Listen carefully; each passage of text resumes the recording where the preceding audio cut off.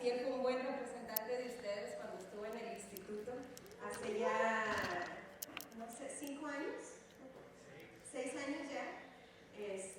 Ellos fueron la primera generación que nos tocó recibir a nosotros desde el inicio, así es que tenemos muy gratos recuerdos también de él estando en la escuela bíblica. Y bueno, también hacemos una invitación a todos, ¿verdad? Los que faltan de aquí por ir al IMC. Pollo. Yesenia, a su esposo, a Roberto también, que ya va avanzando bastante, Ale también. Así es que en agosto esperamos algunos más del Dorado que sigan dando buen ejemplo y buen testimonio del Dorado allá en el IMC. Y bueno, sé que están cumpliendo 35 años, ¿verdad? Ya como iglesia. Y es una bendición muy grande y representa también el esfuerzo de muchísimas personas, ¿verdad? Antes que todos nosotros, recuerdo que la pastora Ruth dice que cuando vinieron a ver este lugar, que se los ofrecieron para comprarlos, dice que literalmente no tenían en su bolsa ni para comprar un refresco, nada. Y cuando estaban aquí, estaban hablando con el dueño y negociando y hablando de mucha cantidad de dinero muy alta y negociando como si lo tuvieran, pero dice, no teníamos ni para un refresco y verlos hoy a todos ustedes aquí después de 35 años, podemos ver la fidelidad de Dios en la vida de cada uno de ustedes en esta iglesia también. Yo imagino hace 35 años, tal vez Dios aquí mientras hacían las negociaciones y Dios pensando en Yesenia, ¿verdad? En Gadi, en Ale, en Cristian, que un día estarían aquí, en Roberto y en cada Juanito, en cada uno de ustedes. Y entonces quiero animarles a seguir perseverando, así como muchas otras personas han perseverado antes de nosotros. Quiero pedirles que vayamos a Hechos capítulo 4.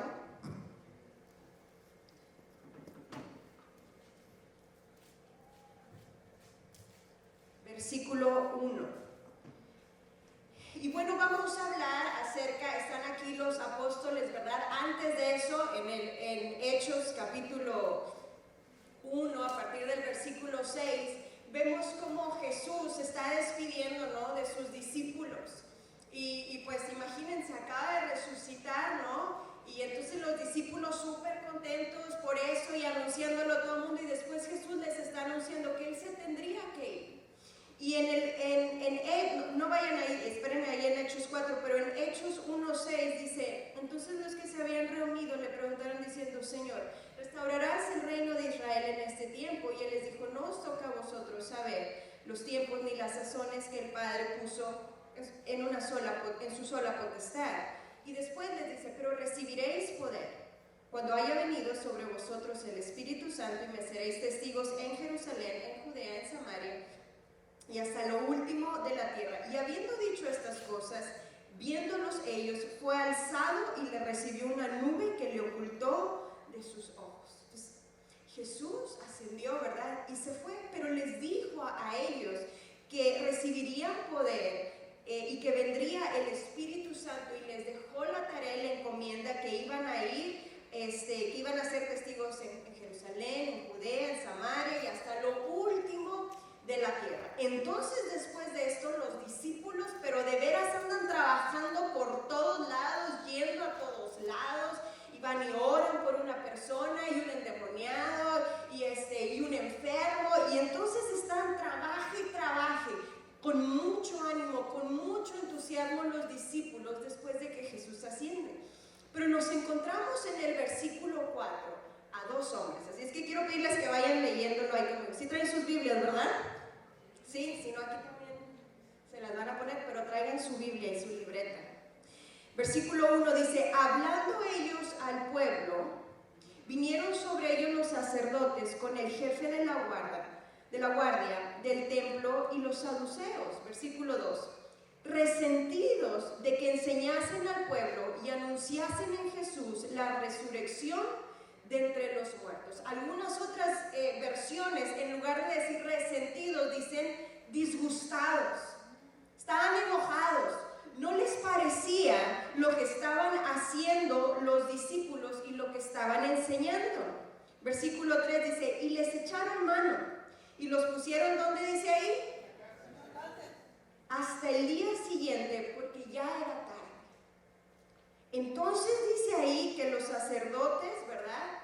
Dice los gobernantes de ese entonces en el pueblo no estaban contentos con lo que los apóstoles estaban diciendo ni enseñando. Los tomaron y los llevaron a la cárcel y ahí los dejaron. Versículo 4 dice, pero muchos de los que habían oído la palabra creyeron, y el número de los varones era como 5,000. Versículo 5, aconteció al día siguiente que se reunieron en Jerusalén, ¿quiénes? Los gobernantes. ¿Y quién más? Los ancianos y los escribas, todos los jefes, ¿verdad? Dice, y el sumo sacerdote Anás y Caifás y Juan y Alejandro y todos los que eran de la familia de los sumos sacerdotes, y poniéndoles en medio, está hablando de Pedro y de Juan, y poniéndolos en medio, ¿qué les preguntaron? A ver, léanlo ahí en la pantalla.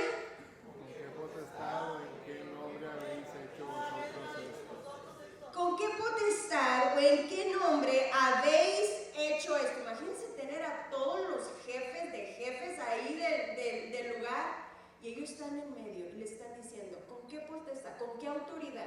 ¿Quién te crees para andar haciendo esto? Versículo 8, vean lo que dice aquí. Entonces Pedro, ¿qué dice ahí? ¿Lleno de qué?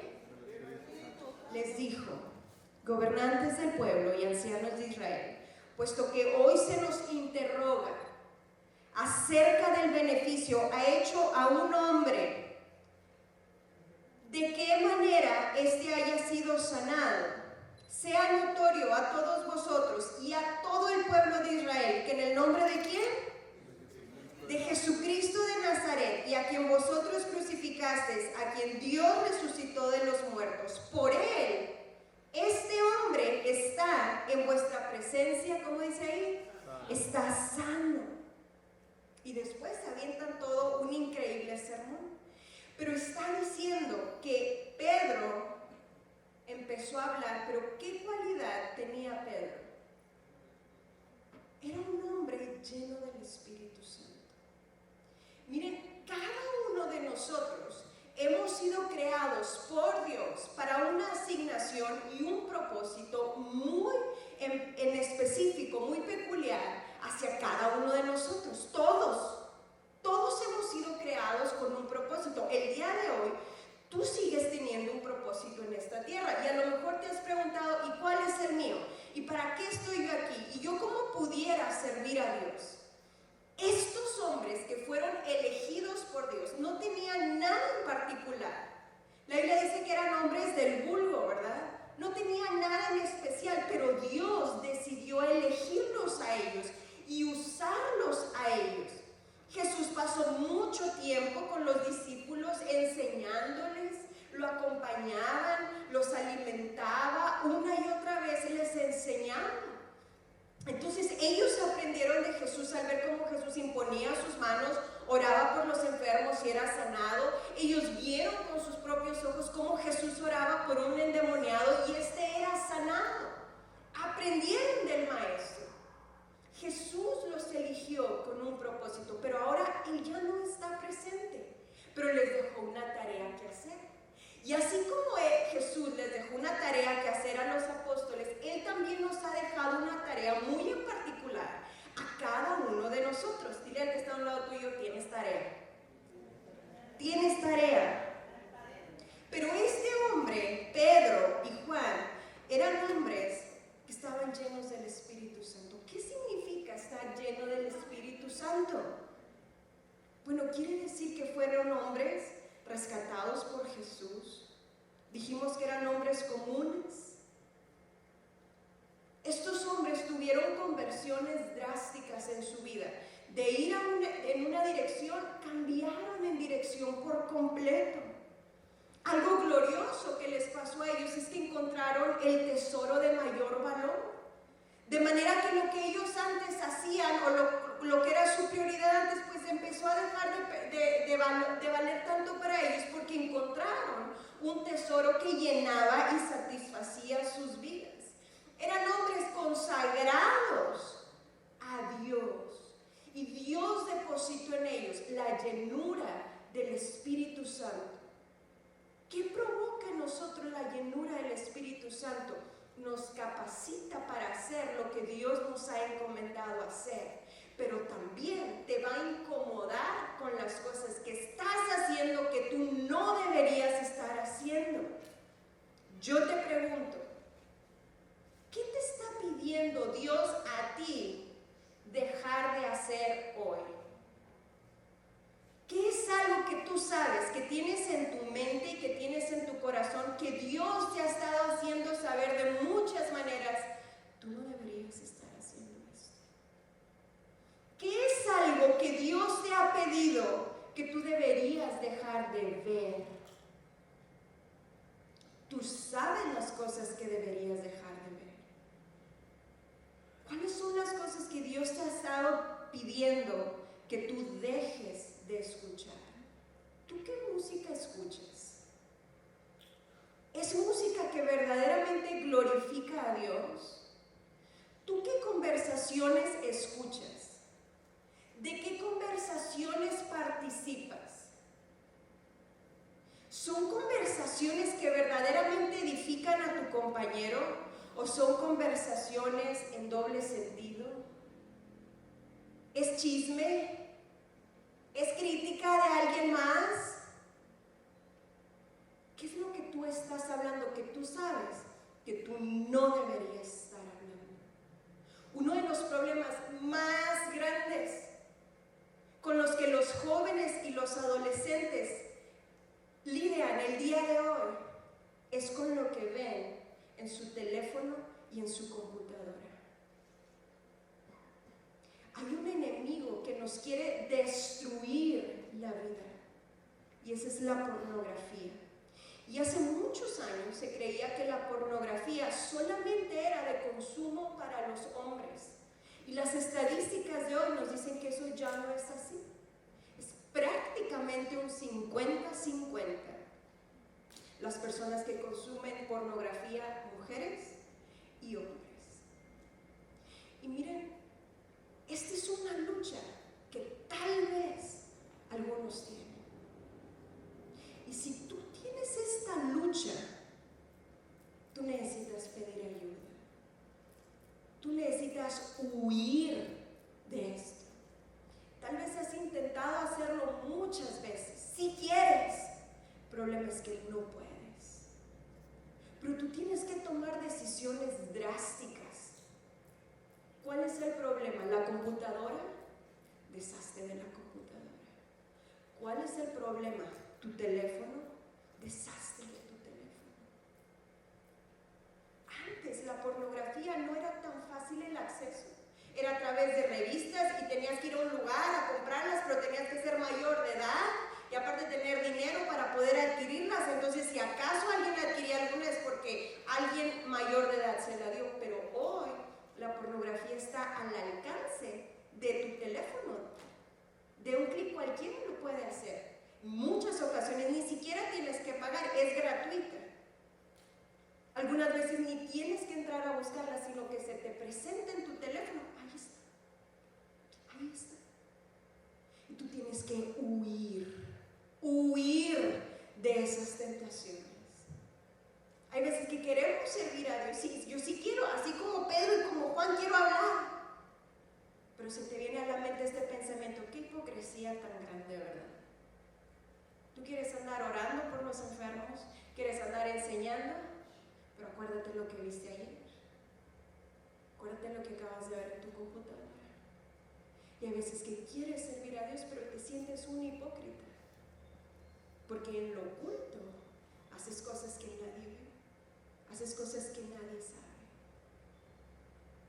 Pero queridos amigos, Dios quiere hacerte libre de la pornografía.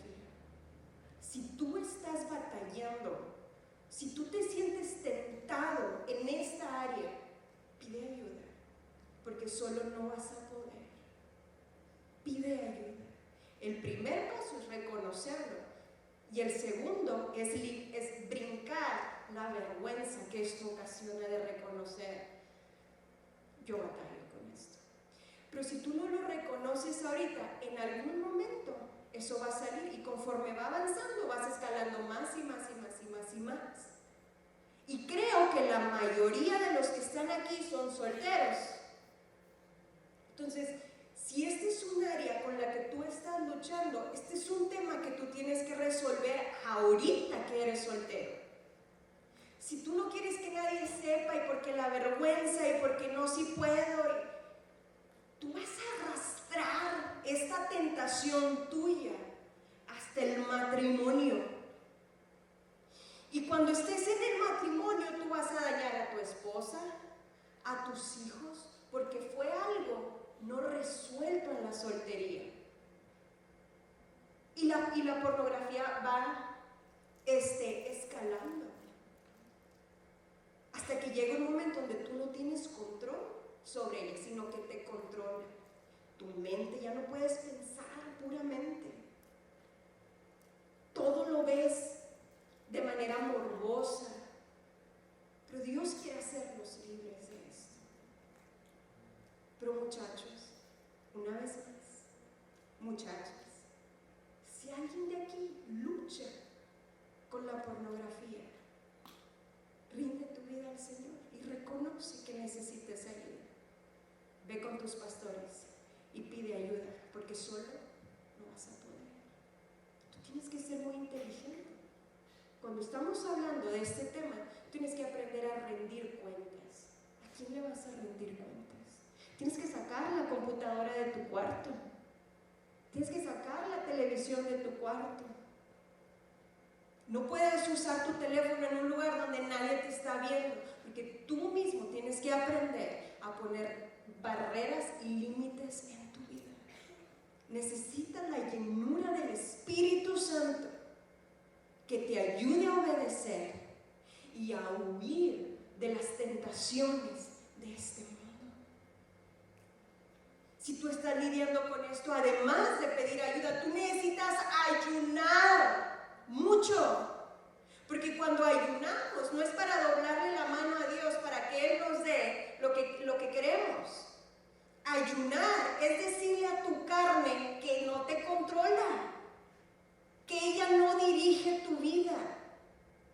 Necesitas tomar el hábito de ayunar, sin que nadie te lo diga, sin que haya un programa especial donde vamos a ayunar 21 días, y es así que bueno, únete.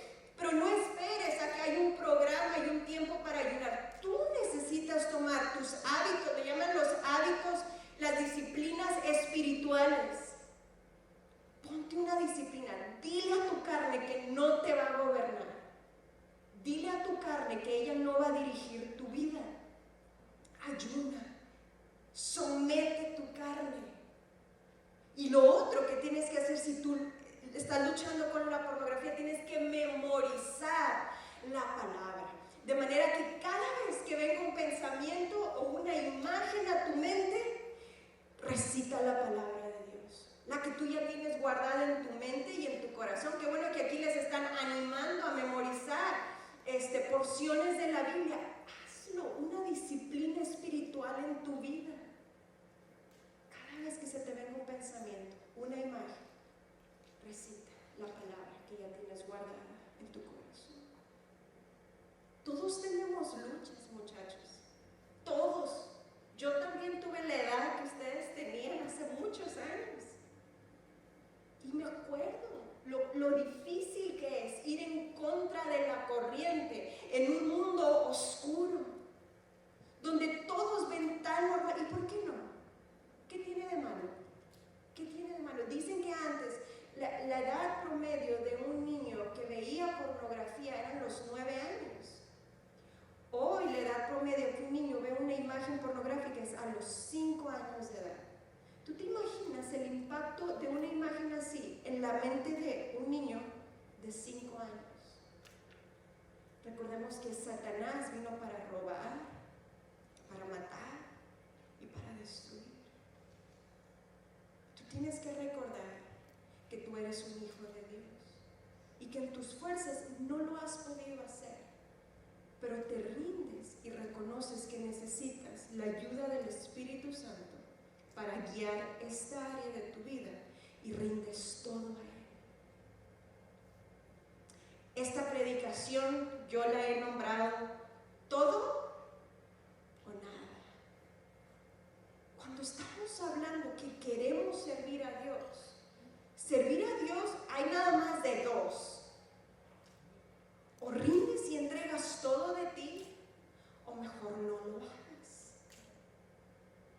Y esto no significa que porque tengo una lucha o una batalla no lo voy a hacer, sino porque reconoces que tienes una lucha y una batalla. Por eso rindo todo de mí.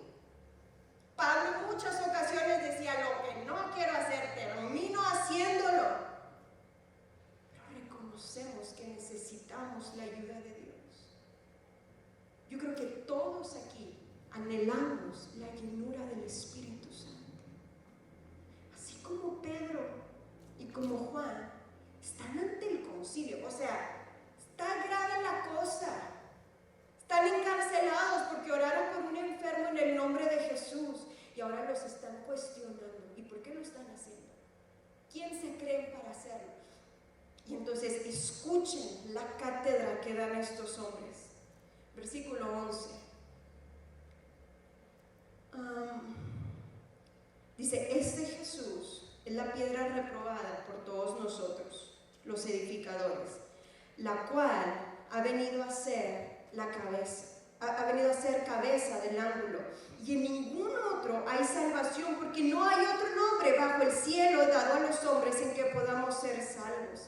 Entonces, viendo el denuedo de Pedro y de Juan, y sabiendo que eran hombres sin letras y del vulgo, se maravillaban y les reconocían que habían estado con ¿quién? Se notaba que habían estado con Jesús. Si alguien graba alguna de las conversaciones que tú tienes con tus amigos, se notará que has estado con Jesús. O eso es lo último que pareciera. Estos hombres hablaban con tal denuedo quiere decir con tal valentía. Y aunque todos los gobernantes estaban enojados con ellos, aún así, solo al escucharlos, dice, se maravillaban y les reconocían. Personas que no conocían a Jesús, que no lo seguían, pero reconocían que habían estado con Él. Es decir, muchachos, que cuando tenemos un encuentro con Jesús, eso se tiene que notar. Porque no podemos decir que hemos sido salvados y que hemos sido reconciliados al Padre si no hay evidencia de esto. Si yo te digo, no hombre, tengo como 3 años en una dieta, ¿verdad? Y si tú me conoces de 3 años vas a decir, pues no parece. O sea, tendrá la dieta pero no la hace, porque no se ve una evidencia. Pero hay veces donde, oye, ¿qué delgado te ves? ¿Qué estás haciendo? Pues es que estoy yendo a correr. Pues es que estoy haciendo eso. Se nota que algo está sucediendo. Y con los hijos de Dios tendría que suceder así. Oye, ¿a ti qué te ha pasado? ¿Qué estás haciendo? ¿A dónde estás yendo? Es que he estado conociendo a Jesús. Dice la Biblia, el que robaba, dejé de robar. El que mentía, no mienta más. Tiene que haber una evidencia de la llenura del Espíritu Santo en nuestras vidas. Versículo 14 dice, y viendo al hombre que había sido sanado y que estaba en pie con ellos, no podían decir nada contra ellos. Había evidencia, ahí estaba el hombre que había sido sanado. 15. Entonces les ordenaron que salieran del concilio y conferenciaban entre sí. ¿Qué decían ellos? ¿Qué se preguntaban? ¿Qué haremos con estos hombres? Porque de cierto, señal manifiesta ha sido hecha por ellos, notoria a todos los que moran en Jerusalén. No lo podemos negar. No lo podemos negar. Ahí está el hombre que sanó. Versículo 17. Sin embargo, para que no se divulgue más entre el pueblo, amenacémosle para que no hablen de aquí en adelante a hombre alguno en este nombre. Y llamándolos a Pedro y a Juan, ¿qué dice ahí? ¿Les qué? Les intimaron, los amenazaron y les dijeron que en ninguna manera hablaran ni enseñaran en el nombre de ¿quién? En el nombre de Jesús. Los dejaron libres, pero los amenazaron que no podían volver a hacer eso. Imagínate que así te toque a ti un día. Usted no puede andar orando aquí ni andar diciendo de estas cosas, porque a la próxima que lo vuelva a hacer, a la cárcel. Y salen Pedro y Juan y se van a la iglesia con sus hermanos. Y vean la oración que están haciendo. Versículo 29. Dice: y ahora, Señor, mira sus amenazas y concede a tus siervos que con todo de nuevo hablen tu palabra. Vean la oración de estos hombres. Ellos no están diciendo: Señor, qué malo, ¿por qué si nos mandaste a hacer esto y ahora nos meten a la cárcel, nos dejaste, no cumpliste tu palabra? No está diciendo eso, tampoco está pidiendo: líbranos de esto. ¿Qué están pidiendo estos hombres? Señor, mira sus amenazas. Pero permítenos que aún en medio de esas temporadas difíciles, permítenos, concede a tus siervos que con todo de nuevo, es decir, con toda valentía, hablen tu palabra. Con todo de nuevo, hablen tu palabra. Una cosa que estos hombres experimentaban era la confianza en Dios.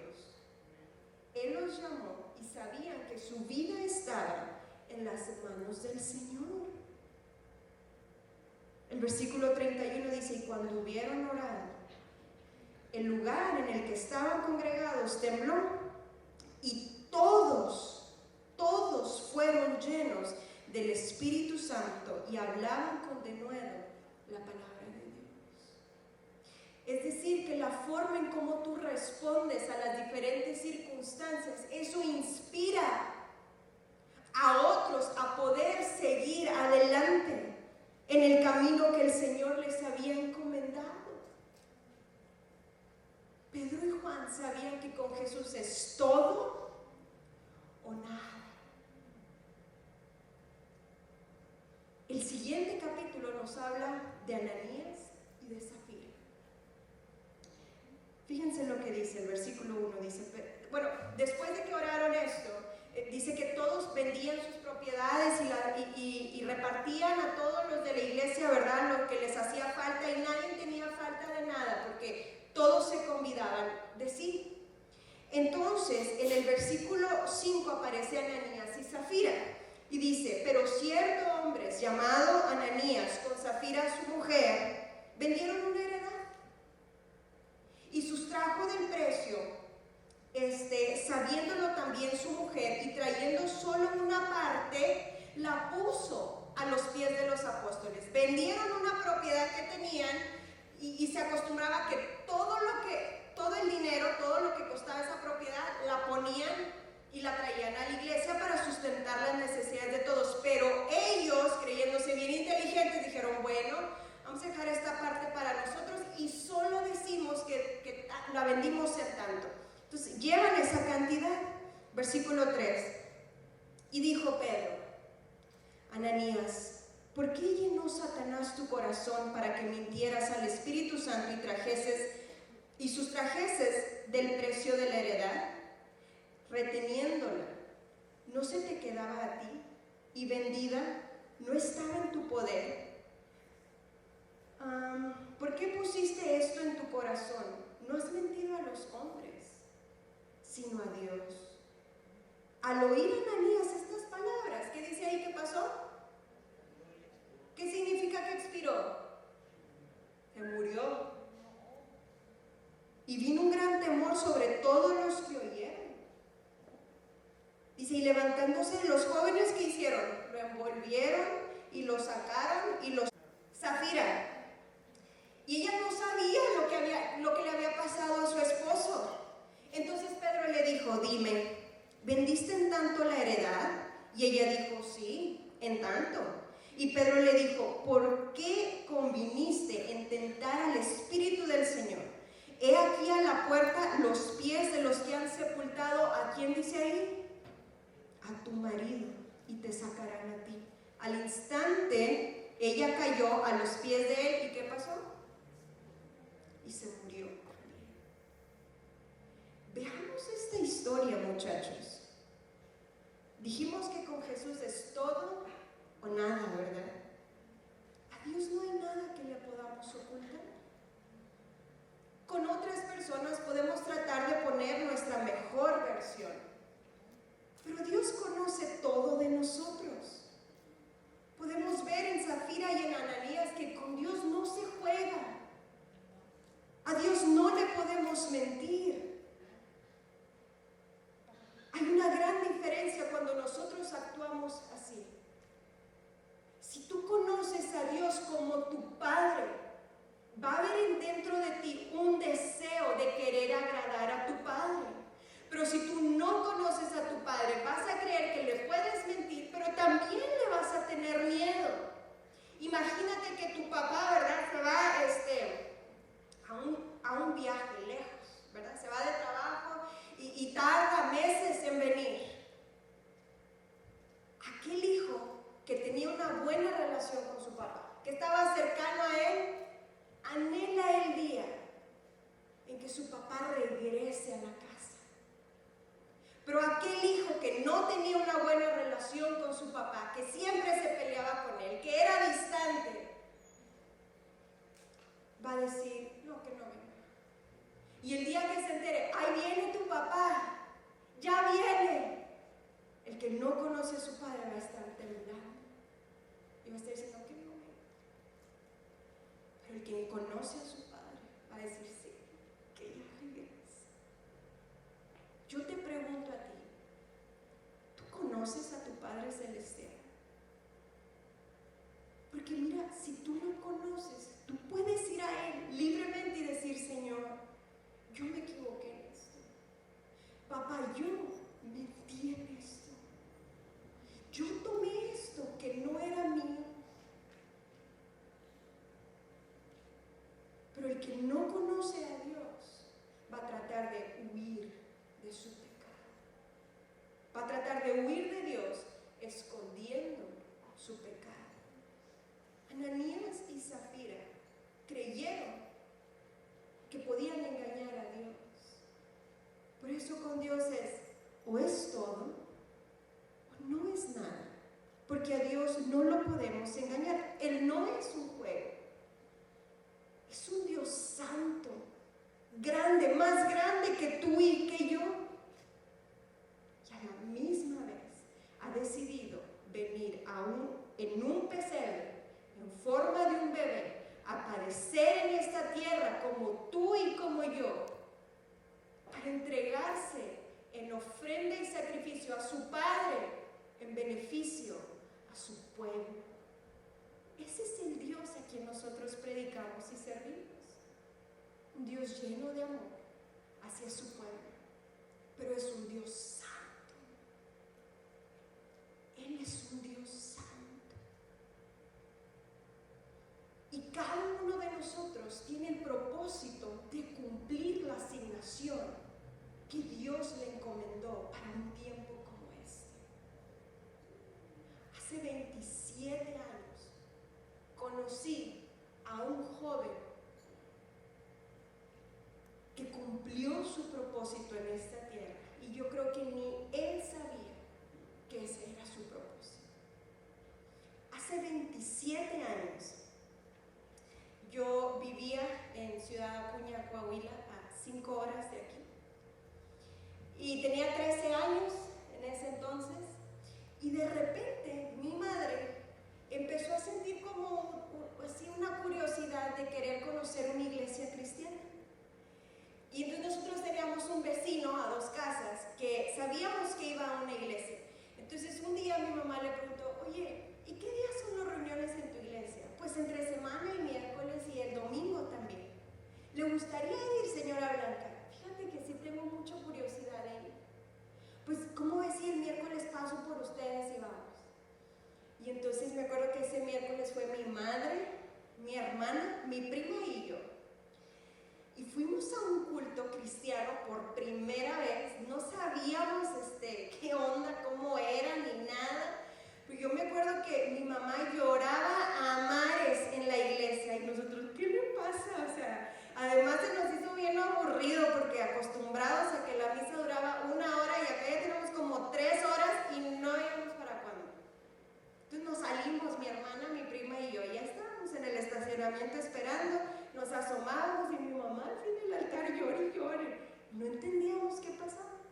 Total que se acaba el culto y mi madre le dice al líder de jóvenes, fíjate que yo tengo un hijo de 15 años, que es mi hermano mayor, y a mí me gustaría mucho que él pudiera venir a las reuniones de jóvenes. ¿Cuándo son? Son los sábados, pero fíjense que este sábado no va a haber reunión porque nos vamos a ir a un día de campo, a un río. Entonces, ¿cómo ve si voy a su casa el sábado por él y me lo llevo y yo lo regreso a su casa? ¿De veras? Sí, claro, yo voy. Y entonces mi madre le dijo a mi hermano, oye, el sábado van a venir por ti, van a ir a un día de campo con los jóvenes de la iglesia para que los conozcan. Y como nunca en la vida dijo que sí, que quería ir. Y entonces ese día llegó Rigo por él y otros muchachos de la iglesia y se fueron a un río que estaba como unos 40 minutos de donde nosotros vivimos. Y estaba un primo en ese día con él, entonces pues se lo llevó también. Y a las pocas horas llega una ambulancia a mi casa con la sirena prendida y todo, y nosotros salimos. ¿Qué pasó? Y se baja mi hermana y se baja mi primo. ¿Qué les pasó? Y yo me acuerdo la cara de mi hermano, tenía 15 años, así pálido y de repente como morado y como ido. Entonces nos empieza a decir, estábamos nadando en el río y alguien dijo que ya era hora de irnos. Dice, entonces yo empecé a nadar para salirme del río, pero en eso me agarró un remolino y yo no podía salirme. Y dice, yo estaba manoteando, pero el remolino cada vez me estiraba más hacia abajo. Dice, entonces cuando llegué al fondo, si yo me acuerdo que levanté mi cabeza y yo le dije, Dios, dame una oportunidad de vida, dame una oportunidad de vivir. Y él dice, y cuando yo dije eso, Rigo me sacó del remolino. Yo lo vi abajo, él me sacó. Entonces todos los demás, como vieron que me estaba ahogando, todos se metieron a sacarme y me jalaron. Y él les dijo, Rigo está ahí. Y todos le dicen, no, Rigo no está aquí. Y todos estaban tratando de jalarlo. Y mi hermano dice, yo recuerdo que yo sentía como él me jalaba del pantalón abajo.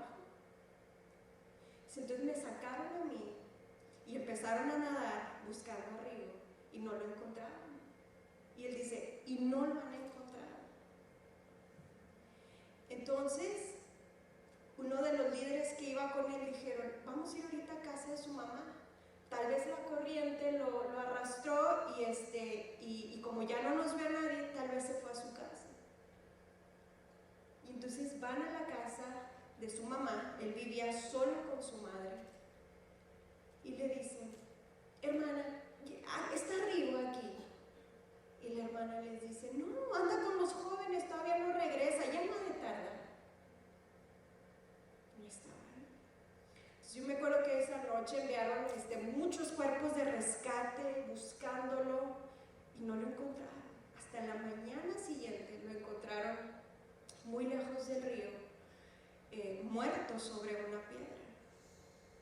Entonces lo que pasó es de que cuando él sacó a mi hermano Jaime del remolino, el remolino lo agarró ahí. Y no sé si ustedes saben, pero un fenómeno así, ¿verdad? En el agua tiene demasiada fuerza, o sea, es impresionante. Y rápido lo arrastró. Entonces, ustedes se imaginan lo que significa para un jovencito de 15 años experimentar que te estás ahogando y después experimentar la culpa de que por tu culpa un hombre que acababas de conocer hace unas horas se murió y que una mamá ancianita quedó desamparada. Entonces esa noticia fue súper fuerte, así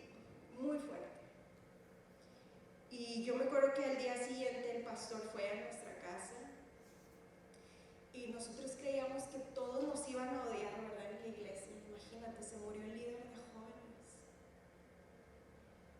Y los pastores fueron a nuestra casa y nos llevaron al funeral. Y dice, vengan, les quiero presentar a la mamá de Rigo. Ella es una mujer de muchos años aquí en la iglesia.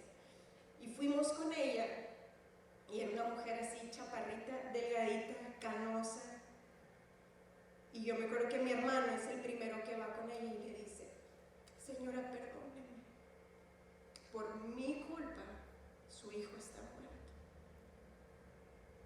Y yo me acuerdo que ella lo agarró de aquí de la cara, así con sus dos manos, y le levantó su mirada y le dijo, no es tu culpa. Este era el tiempo de Rigo. Él nació para esto. Él ya estaba listo para irse. Asegúrate tú de estar listo para cuando Dios te llame a ti. Y esas palabras no saben cómo retumban en mi mente todavía. Después leí 2 de Corintios, donde dice que a tu agresor no solamente debes perdonarle, sino que debes consolarle para que no sea consumido en demasiada tristeza. Y después, ya cuando yo leí eso, lo primero que se me vino a la mente fue esta mujer, que no solamente nos otorgó el perdón de la muerte de su hijo, sino que nos consoló, porque la tristeza y la culpabilidad es terrible. Estamos hablando de la vida de una persona, es terrible. Y después de ahí vivimos un acompañamiento con toda la iglesia, muy bonito, cómo nos acogieron para poder pasar por este valle de sombra de muerte tan oscuro.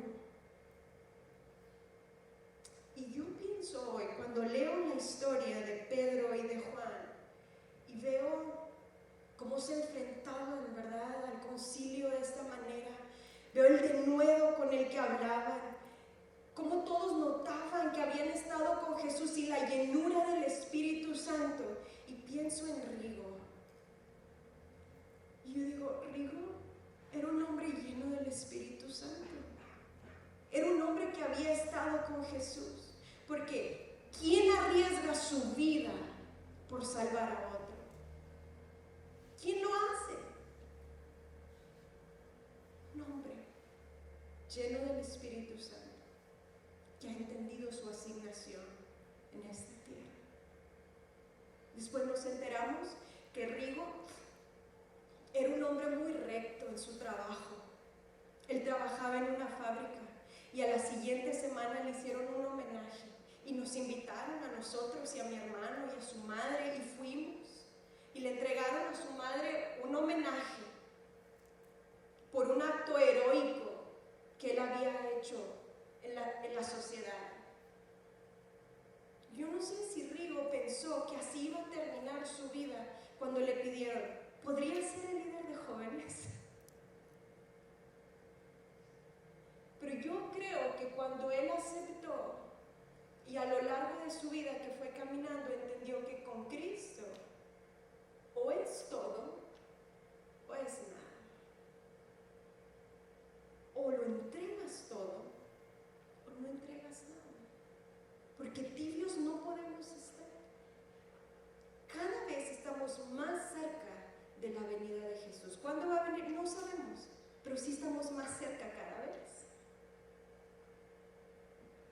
¿Qué tal si te toca a ti entregar tu vida por alguno de estos jóvenes que están aquí? Él ni conocía a mi hermano, tenía horas de haberlo conocido.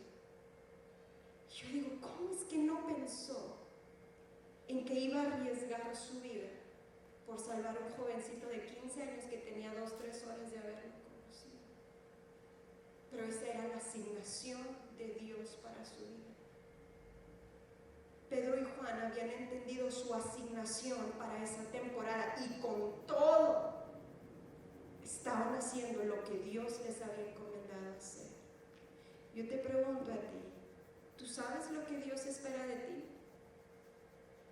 ¿Estás entregando todo en lo que Dios te ha encomendado a hacer? Porque ya tienes suficiente edad como para estar jugando a que si soy cristiano o no soy cristiano, a que vengo y a que no vengo, a que sí y a que no. Tú ya no eres un niño.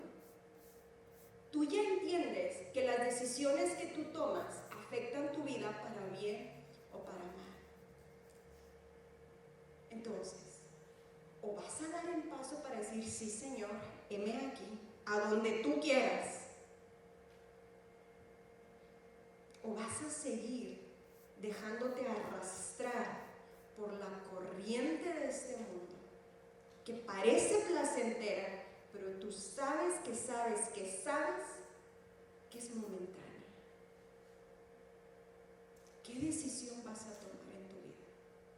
Porque tú ya tienes que pensar, ¿con quién te quieres casar? ¿Cómo va a ser tu matrimonio? ¿Cómo van a ser tus hijos? ¿Cómo quieres que sean tus hijos? ¿Qué valores quieres que tengan ellos? ¿Qué cosas tienes que resolver tú en tu juventud ahorita? ¿Qué áreas de tu vida necesitas entregar para que puedas tener esa familia que necesitas tener? Servir a Dios y vivir. Cuando digo servir a Dios no me estoy refiriendo a que todos tienen que ser pastores, pero entregar tu vida a Dios y decir, Señor, lo que tú quieras de mí. ¿Quieres que sea un misionero en la educación? Seré un misionero en la educación. ¿Quieres que sea un misionero en las finanzas? Seré un misionero en las finanzas. ¿Quieres que sea un misionero en los medios de comunicación? Seré un misionero ahí. ¿A dónde me quieres llevar? ¿Qué esperas de mí? Y entonces puede decir, heme aquí, envíame a mí. Entonces estamos empezando el año y normalmente cuando iniciamos el año tenemos muchos propósitos, ¿verdad? Una lista de muchas cosas. ¿Qué propósito en tu vida quisieras decir, esto sí, ahora sí de veras, es en serio? Y a lo mejor uno de tus propósitos, así simples, quiero conocer más a Dios. ¿A cuánto les gustaría conocer más a Dios? Porque si tú conoces más a Dios, entonces vas a poder ir entendiendo y descifrando lo que Dios espera de ti. La Biblia nos habla en Proverbios 31 de una mujer que le llamaban la mujer, ¿cómo se llama la mujer de Proverbios 31? La mujer virtuosa, ¿verdad? Y en los últimos versículos de ese capítulo nos dice, y la mujer que teme a Jehová, esa será alabada. ¿Cuál es la razón? Porque es que esa mujer podía hacer 1000 cosas y todas hacerla bien, y de día y de noche. Bueno, describe una mujer increíble. ¿Por qué? Porque quería agradar a Dios. Porque temía a Dios. Temer a Dios no es tenerle miedo a Dios. Temer a Dios es una mezcla entre honor, respeto y amor a Dios. ¿Por qué lo hago? Porque quiero agradarte. ¿Por qué voy a hacer morir todo lo terrenal que hay en mí? Porque quiero agradar a Dios. ¿Por qué voy a huir de la pornografía? Porque quiero agradar a Dios. ¿Por qué voy a dejar de hablar las palabras en doble sentido que hablo? Porque quiero agradar a Dios. ¿Por qué voy a dejar de ver las cosas en mi celular que yo no debería estar viendo? Porque quiero agradar a Dios. ¿Por qué voy a leer la Biblia? Porque quiero agradar a Dios. ¿Por qué me voy a someter mi carne y ayunar? Porque quiero agradar a Dios. Con todos mis 1000 defectos, quiero agradar a Dios. Tienes que saber que tu vida es una vida que está como en una escalera. Y cuando tú tuviste un encuentro con Jesús, Jesús te llama santo y te justifica delante de su Padre. Como si llevara a Jesús a Roberto con Dios y le dijera, Roberto, ya no debe nada, su cuenta está liquidada, no hay más condenación. Eso es lo que Jesús hace por nosotros. después entramos en un proceso que se llama santificación. Y la santificación es un proceso así progresivo. ¿Cuánto tiempo va a durar la santificación? ¿Cuánto tiempo dura ese proceso? Toda nuestra vida. Santificarse quiere decir apartarse, alejarse. ¿Por qué no oramos esta tarde y le pedimos al Señor? Yo quiero agradarte a ti. Yo quiero hablar como Pedro y como Juan con ese denuedo. Así es que vamos a pedirle al Espíritu Santo que Él nos llene esta tarde para poder cumplir con la asignación que Dios nos ha encomendado. ¿Les parece si nos ponemos